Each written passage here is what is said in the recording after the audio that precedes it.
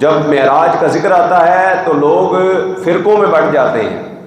کسی نے حضور صلی اللہ علیہ وسلم کی معراج کا انکار کیا، کسی نے کہا جی جسمانی نہیں روحانی تھی، کسی نے کہا جی زمینی تھی آسمانی نہیں تھی، کسی نے کہا آسمانی تو تھی منامی تھی، خواب میں حضور کو دیدار ہوا. لیکن اللہ تبارک و تعالیٰ قرآن مجید فرقان حمید کے اندر کس شان سے حضور صلی اللہ علیہ وسلم کی معراج کا ذکر فرماتا ہے. پہلا لفظ جو ہماری زبان پر آتا ہے وہ کیا ہے؟ فرمایا سبحان الذی اسرا، پاک ہے وہ ذات جو لے کر گئی ہے، پاک ہے وہ ذات جو لے کر گئی ہے. کیوں اللہ تبارک و تعالیٰ نے سب سے پہلے سبحان الذی فرمایا؟ اپنی پاکی کیوں بیان فرمائی ہے؟ اللہ تبارک و تعالیٰ ڈائریکٹ بھی یہ واقعہ بیان کر سکتا تھا، یوں بھی بیان شروع ہو سکتا تھا کہ اللہ تبارک و تعالیٰ کا محبوب سیر کے لیے گیا، لیکن اللہ تبارک و تعالیٰ نے فرمایا سبحان الذی اسرا، پاک ہے وہ ذات جو لے کر گئی ہے. اس لیے کہ رب کائنات جانتا تھا ایک وقت آئے گا لوگ محمد مصطفیٰ کی شانوں کا انکار کرنا شروع کر دیں گے، کہیں گے یہ کیسے ممکن ہے کہ کوئی رات کے مختصر سے حصے میں جائے ہو کر آ جائے، اتنا لمبا سفر کیسے ہو سکتا ہے؟ تو لوگوں نے چونکہ انکار کرنا تھا تو رب کائنات نے ہر انکار کا دروازہ بند کرنے کے لیے ارشاد فرمایا سبحان الذی اسرا، پاک ہے وہ ذات جو لے کر گئی ہے. لہذا قیامت تک اعتراض کرنے والا حضور کی ذات پر اعتراض نہیں کر سکتا کہ حضور کیسے گئے ہیں. ارے جانے والے کو نہ دیکھو، لے کر جانے والے کو دیکھو. یہ دیکھو کہ لے کر کون جا رہا ہے. سی معراج ایک راز محبتاں دا تے نہیں سی کسے دی سمجھ وچ آن والا، سدیا طالب تے گیا مطلوب اوتھے تے جبریل سی سد لے جان والا. او باز کہندے نے بنا دروازیاں دے کیویں گیا اوتھے او نبی شان والا. او ابر عقل نو ایتھے دخل کیے، جانے جان والا یا لے جان والا. لہذا اس کو دیکھو جو لے کر جا رہا ہے، جو جانے والا ہے اس کو نہ دیکھو. تو اللہ تبارک و تعالیٰ نے سارے دروازے بند کر دیے، اور اللہ تبارک و تعالیٰ نے جو اپنے محبوب کو شان عطا فرمائی ہے اور کسی نبی کو یہ شان عطا نہیں فرمائی. حضرت سیدنا موسیٰ علیہ نبینا علیہ الصلوۃ والسلام رب کائنات کی بارگاہ میں عرض کرتے ہیں یا باری تعالیٰ انا کلیمک و محمد حبیبک مل فرق بین الکلیم والحبیب. یا باری تعالیٰ میں تیرا کلیم ہوں، محمد تیرے حبیب ہیں. کلیم اور حبیب کے درمیان فرق کیا ہوتا ہے؟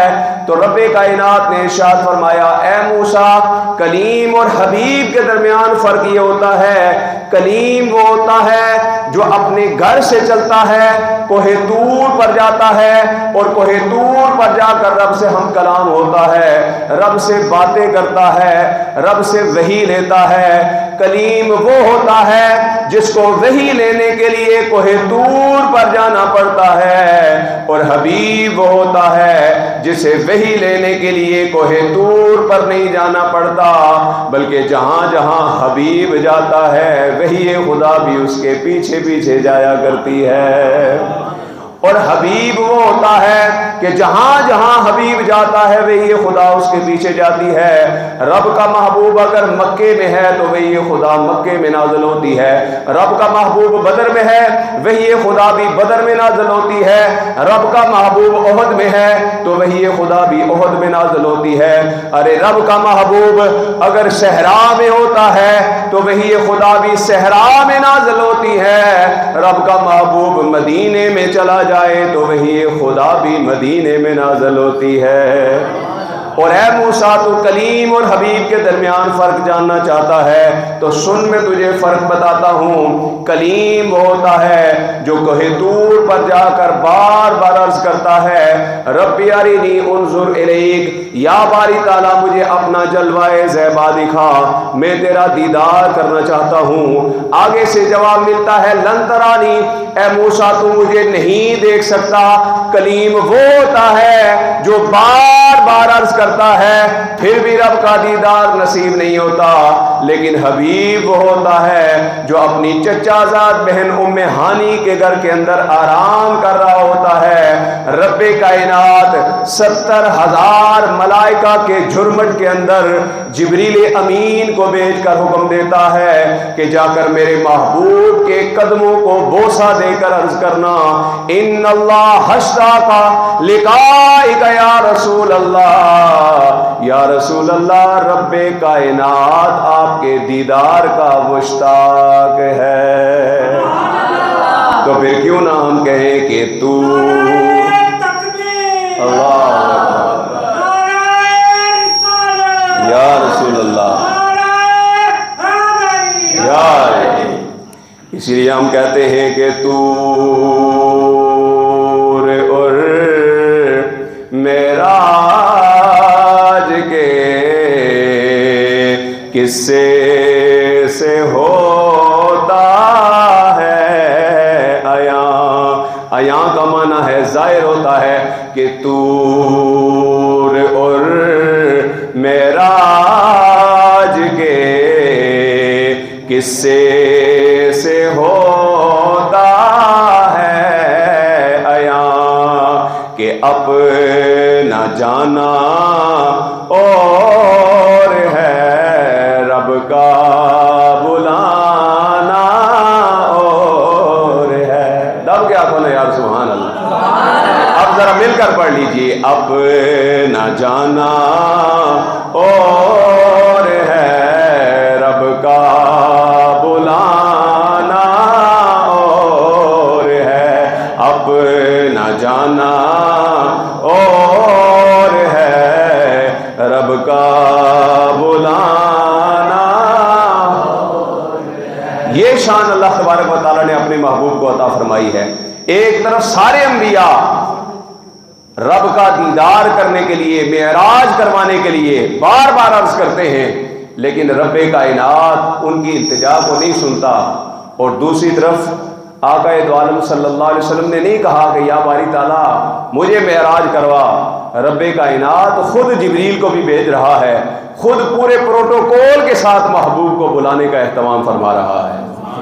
اور جبریل امین جب تشریف لائے تو اب جبریل امین کے لیے بہت بڑی آزمائش تھی، کیونکہ میرے آقا کی بارگاہ وہ بارگاہ ہے کہ رب کائنات کا حکم ہے، یا ایھا الذین آمنوا لا ترفعوا اصواتکم فوق صوت النبی ولا تجهروا له بالقول كجهر بعضکم لبعض ان تحبط اعمالکم وانتم لا تشعرون۔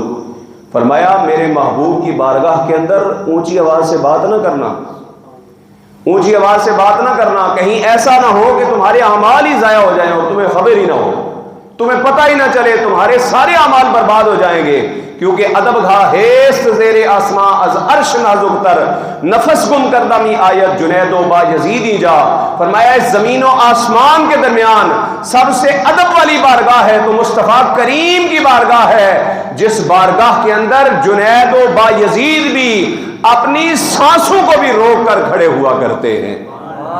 اور پھر ایک مرتبہ ایسا ہوا کہ کچھ دیہات کے رہنے والے کچھ صحابہ اکرام جو دیہی علاقے کے رہنے والے تھے، انہوں نے حضور صلی اللہ علیہ وسلم سے ملاقات کرنی تھی۔ حضور سے ملاقات کا شرف حاصل کرنے کے لیے جب وہ آئے تو حضور صلی اللہ علیہ وسلم اپنے حجرے کے اندر، گھر کے اندر موجود تھے، تو انہوں نے باہر سے حضور صلی اللہ علیہ وسلم کو آوازیں دینا شروع کر دی، باہر کھڑے ہو کر حضور کو پکارنا شروع کر دیا۔ جیسے عام لوگوں کے لیے بعض اوقات نوجوان جاتے ہیں کسی دوست سے ملنے کے لیے تو باہر کھڑے ہو کے آواز دیتے ہیں، وہ فلاں فلاں باہر آؤ، باہر آؤ۔ تو انہوں نے حضور صلی اللہ علیہ وسلم کو حضور کے حجرے کے باہر کھڑے ہو کر پکارنا، آواز دینا شروع کیا۔ تو رب کائنات نے قرآن کی آیات نازل فرما دی، فرمایا ان الذین ینادونک من وراء الحجرات اکثرهم لا یعقلون۔ فرمایا جو میرے حبیب کے حجرے کے باہر کھڑے ہو کر پکارتے ہیں، فرمایا یہ سارے بے وقوف ہیں، ان کو عقل ہی کوئی نہیں ہے، ان کو عقل ہی کوئی نہیں ہے۔ وَلَوْ أَنَّهُمْ صَبَرُوا، فرمایا اگر وہ صبر کر جاتے تو یہ ان کے لیے بہتر تھا۔ یا باری تعالیٰ دروازے پر آئے ہیں تو آ کر دستک بھی نہ دیں، آوازیں بھی نہ دیں، آواز بھی نہ لگائیں، تو حبیب کو پتہ کیسے چلے گا کہ باہر کوئی آیا ہوا ہے؟ تو صحابہ کہتے ہیں ہم حضور کے دروازے پر جا کر دستک نہیں دیتے تھے، ہم ہاتھ باندھ کے کھڑے ہو جاتے تھے۔ صحابہ حضور کو پتہ کیسے چلے گا کہ تم باہر کھڑے ہو؟ فرمایا اس محبوب کو بتانے کی ضرورت نہیں ہے، آواز لگانے کی ضرورت نہیں ہے، دستک دے کر کھٹکھٹا کر اطلاع دینے کی ضرورت نہیں ہے۔ جو فرش پر بیٹھ کر عرش کی خبریں دیتا ہو اسے نہیں پتا کہ دروازے پہ کون آیا ہوا ہے۔ جو فرش پر بیٹھ کر عرش کی خبریں جانتا ہے اسے معلوم ہے کہ دروازے پہ کون آیا ہوا ہے، لہذا اس کو بتانے کی ضرورت نہیں۔ تو جبریل امین کے لیے آزمائش سب سے بڑی یہی تھی، بھئی حضور تو آرام کر رہے ہیں تو ان کو جگانا کیسے ہے؟ یا باری تعالیٰ آواز لگا نہیں سکتا، دروازہ کھٹکھٹا نہیں سکتا، یا باری تعالیٰ کیسے جگاؤں؟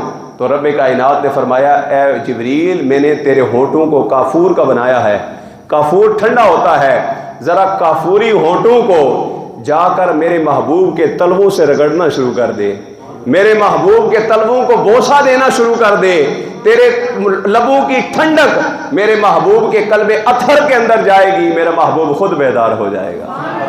اب جبریل امین نے آقا دو عالم صلی اللہ علیہ وسلم کے قدموں پر اپنے ہونٹوں کو رگڑنا شروع کیا، بار بار بوسے دینا شروع کیا، تو آقا دو عالم صلی اللہ علیہ وسلم کی آنکھیں بیدار ہوئیں، آقا دو عالم صلی اللہ علیہ وسلم بیدار ہوئے۔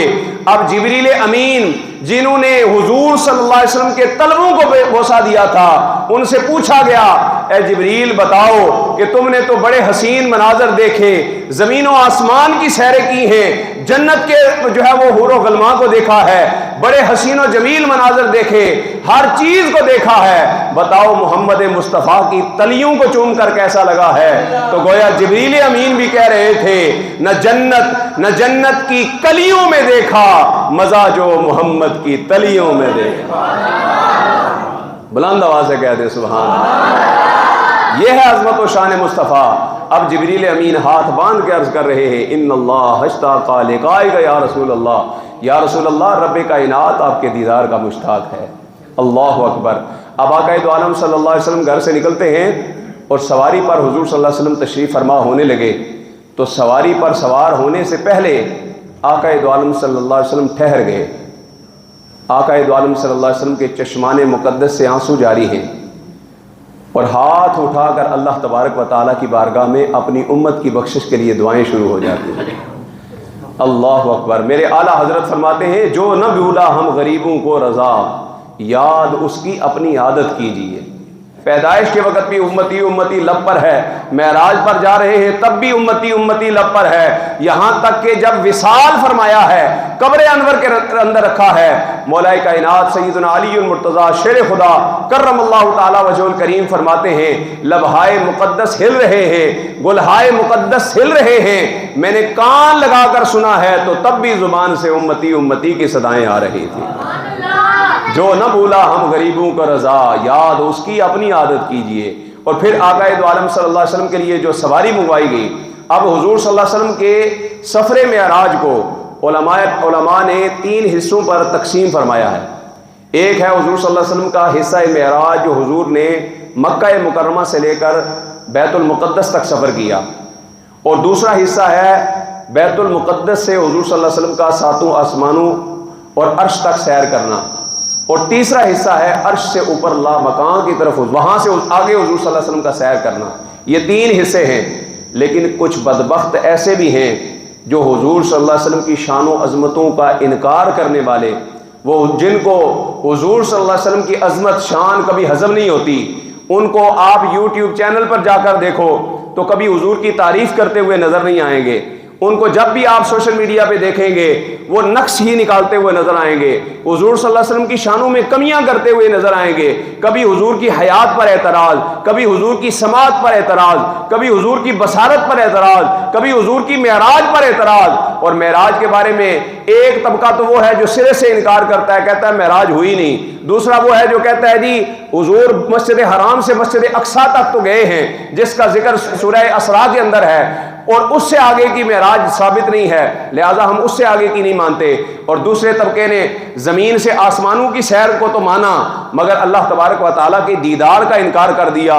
لیکن اے سنی تیرے مقدر پہ قربان جاؤں کہ تجھے اللہ تبارک و تعالیٰ نے وہ سچا اور سچا عقیدہ دیا ہے کہ تو نبی کی ہر عظمت و شان کو دل سے تسلیم کرتا ہے کہ اللہ تبارک و تعالیٰ کے نبی کو رب نے زمینی سیر بھی کروائی ہے، آسمانی سیر بھی کروائی ہے اور لامکان کی سیر بھی کروا دی۔ ہم حضور کی ساری عظمتوں اور شانوں کو مانتے ہیں، ہم انکار کرنے والے نہیں ہیں، عقل دوڑانا شروع کر دیتے ہیں۔ حضور صلی اللہ علیہ وسلم کی شان و عظمت کی بات آئے تو عقل درمیان میں رکھ دو، بھئی یہ آسمان اتنا اونچا ہے تو یہاں سے کوئی کیسے جا سکتا ہے؟ آسمان بند ہے، اس میں دروازہ کوئی نہیں ہے تو وہاں سے اوپر کوئی کیسے جا سکتا ہے؟ زمین و آسمان کے درمیان جو خلا ہے، کشش ثقل کا جو سسٹم ہے، ایک حد تک تو یہ کام کرتا ہے، وہاں سے آگے کشش ثقل بھی ختم ہو جاتی ہے، وہاں سے آگے حضور کیسے تشریف لے گئے؟ کہتے ہیں قرۂ نار آتا ہے، قرۂ زمہریر آتا ہے، جہاں انسان جم جاتا ہے، جہاں انسان جل جاتا ہے، ان قروں سے حضور کیسے گزر گئے؟ میں نے کہا تمہاری سائنس، تمہاری ٹیکنالوجی ساری زندگی ماتھا رگڑتے رگڑتے تھک جائے گی، مگر عظمت مصطفیٰ کے قدموں کی دھول تک بھی نہیں پہنچ سکتی ہے۔ رب نے اپنے محبوب کو جو شانیں عطا فرمائی ہیں وہ شانیں اتنی بلند ہیں کہ سائنس، ٹیکنالوجی، تمام مخلوقات کی حدوں کی جہاں پر انتہا ہوتی ہے وہاں سے مقام مصطفیٰ کی ابتدا ہوتی ہے۔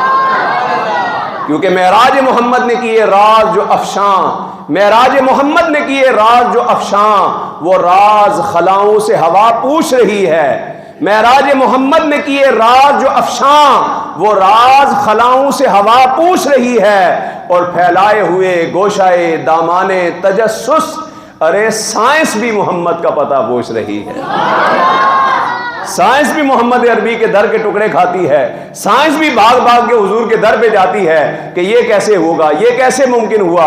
اگر حضور صلی اللہ علیہ وسلم کی عظمت و شان کی کے اوپر ریسرچ کرنا شروع کرو گے، زندگیاں ختم ہوئیں اور قلم ٹوٹ گئے، ان کے اوصاف کا ایک باب بھی پورا نہ ہوا۔ آقا دو عالم صلی اللہ علیہ وسلم کے لیے جو سواری منگوائی گئی ذرا وہ دیکھیں، وہ براق ہے، اور براق برق سے نکلا ہے۔ برق بجلی کو کہتے ہیں۔ آپ یہاں سے بٹن آن کرتے ہیں، کہاں آپ کا گریڈ سٹیشن ہے، وہاں سے بجلی جب آن ہوتی ہے پورے شہر کے اندر چند سیکنڈوں میں فوری طور پر بجلی پہنچ جاتی ہے۔ تو براق برق سے نکلا ہے اور وہ بجلی کی سی تیزی سے چلتا تھا، اور اس کی رفتار کتنی تھی؟ فرمایا وہ ایک قدم اٹھاتا تھا، کتنے قدم؟ 2 4 10 قدم نہیں، بھاگ کے نہیں، ایک قدم اٹھاتا تھا تو اس کا ایک قدم حد نگاہ تک جاتا تھا۔ حد نگاہ سمجھتے ہیں؟ حد نگاہ، ہاں، جہاں تک نظر جاتی ہے۔ آپ کہتے ہیں نا حد نگاہ کم ہو گئی، دھند ہو گئی، حد نگاہ کم ہو گئی کہ ہمیں نظر نہیں آ رہا۔ اور حد نگاہ انسان کی کیا ہے؟ یہ دھند یا فوگ کی وجہ سے نہیں، جو حد نگاہ ریالٹی میں ہے وہ کیا ہے؟ آپ زمین پر کھڑے ہیں، آپ کو کہتا ہے جی آسمان کی طرف دیکھو، آپ صرف اپنا سر اٹھاتے ہیں تو آپ کی نظر، آپ کی نگاہیں جو ہیں وہ آسمان سے جا کر ٹچ نہیں ہو جاتی۔ زمین و آسمان کے درمیان فاصلہ یہ کتنا ہے آپ کو پتا ہے؟ 500 سال کا فاصلہ ہے۔ مشکات شریف کے اندر اس کا ذکر ہے، فرمایا زمین و آسمان کے درمیان جو فاصلہ ہے یہ 500 سال کا فاصلہ ہے۔ پھر ایک آسمان کی جو موٹائی ہے وہ بھی 500 سال کا فاصلہ ہے۔ پھر ایک آسمان سے دوسرے آسمان کے درمیان کا فاصلہ ہے، یہ بھی 500 سال کا فاصلہ ہے۔ لیکن حد نگاہ کو پہلے سمجھو، پھر اس فاصلے کو سمجھاتا ہوں۔ حد نگاہ یہ ہے کہ ہم زمین پر کھڑے ہیں، یہ 500 سال کا فاصلہ ہے، مگر ہم نگاہ اٹھاتے ہیں، ہماری نگاہ 500 سال کا سفر طے کر لیتی ہے۔ اگر ہماری نگاہ کا یہ کمال ہے، حد نگاہ ہماری یہ ہے، تو سوچو وہ براق جو تیزی سے سفر کرنے والا جو ایک قدم حد نگاہ تک اٹھاتا ہوگا، اس کی رفتار کا عالم کیا ہوگا؟ اور اگر سواری کی رفتار کا یہ عالم ہے تو پھر سوار کی رفتار کا عالم کیا ہوگا؟ سوار کی رفتار کا حال کیا ہوگا؟ اگر سواری اتنی تیز بھاگنے والی ہے تو پھر سوچو نا ذرا سوار کو رب نے کیا کیا شانیں عطا فرمائی ہوگی۔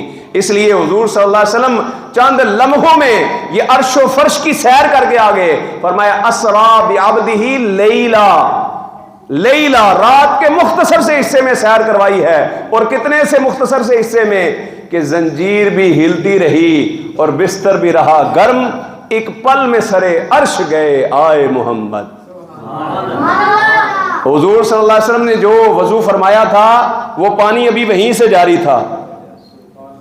جس کنڈی سے حضور صلی اللہ علیہ وسلم نے اپنا جبہ مبارک اتارا تھا، جب اتارتے ہیں تو وہ ہلنا شروع ہوتی ہے نا، جب حضور تشریف لائے، حضور کا بستر بھی گرم تھا، پانی بھی وہیں سے چل رہا تھا، کنڈی بھی ہل رہی تھی، زنجیر بھی ہلتی رہی اور بستر بھی رہا گرم.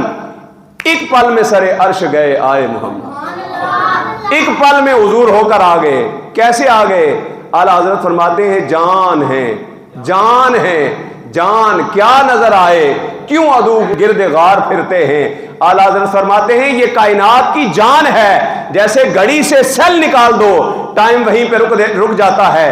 10 سال بعد بھی سیل ڈالو، گھڑی وہیں سے چلتی ہے. موبائل کی بیٹری نکال دو، وہیں رک جاتا ہے سسٹم. آپ دوبارہ آن کرو، پھر وہیں سے سٹارٹ ہو جاتا ہے.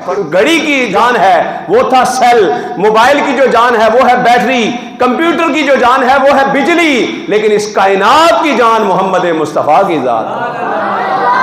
اس کائنات کی جان ہے تو وہ محمد مصطفیٰ کی ذات ہے. اس لیے آقا دو عالم صلی اللہ علیہ وسلم کو اللہ تبارک و تعالیٰ نے عرش پر بلا کر بے پردہ اپنا دیدار کروایا. اس لیے ہم کہتے ہیں کہ اللہ پاک نے سونے نو عرشاں تے بلایا ہے، اللہ پاک نے سونے نو عرشاں تے بلایا ہے، سب پردے ہٹا کے تے دیدار کرایا ہے. مل کر پڑھ لو نا، سب پردے ہٹا کے تے دیدار کرایا اور سونے نو بلاون لئی جبریل امی آئے، جبریل امی آئے، قدمانو چم چم کے سونے نو جگایا ہے. کیونکہ اللہ پاک نے سونے نو عرشاں تے بلا. اور آقا دو عالم صلی اللہ علیہ وسلم آپ فرماتے ہیں مررت علی قبر موسیٰ وہو قائم یصلی فی قبرہ. فرمایا میں موسیٰ علیہ السلام کی قبر سے گزرا تو وہ اپنی قبر میں نماز ادا کر رہے تھے، اپنی قبر میں کھڑے ہو کر نماز ادا کر رہے تھے. یہ مسلم شریف کے اندر حدیث مبارکہ ہے اور صحیح ترین حدیث مبارکہ ہے. کوئی مائی کا لال اس حدیث کا انکار نہیں کر سکتا. حضور نے ارشاد فرمایا مررت علی قبر موسیٰ، میں موسیٰ کی قبر سے گزرا، وہو قائم یصلی فی قبرہ، وہ اپنی قبر میں کھڑے ہو کر نماز ادا کر رہے تھے. معلوم ہوا اللہ کے نبی مرتے نہیں ہیں، وہ قبروں میں بھی جا کر زندہ ہوا کرتے ہیں، قبر میں بھی زندہ ہوتے ہیں. اور پھر موسیٰ علیہ السلام قبر میں ہیں اور کھڑے ہو کر نماز پڑھ رہے ہیں. مفسر شہیر مفتی احمد یار خان نعیمی رحمۃ اللہ تعالی علیہ فرماتے ہیں نماز کا جو تعلق ہے وہ انسان کی زندگی کے ساتھ ہے. مر گیا تو نماز کا سلسلہ ختم، اب نماز فرض نہیں ہے. دنیا سے جس نے وصال کر لیا، عالم دنیا سے عالم برزخ کی طرف چلا گیا، اب اعمال کا سلسلہ منقطع. اب جو اس نے عمل کیے تھے وہی کام آئیں گے. تو قبر میں جا کر پھر موسیٰ علیہ السلام کون سی نماز پڑھ رہے تھے؟ علامہ صاحب تشریف فرما ہے صلاۃ کا معنی دعا بھی ہوتا ہے، صلاۃ کا معنی تسبیح و تحلیل بھی ہوتا ہے.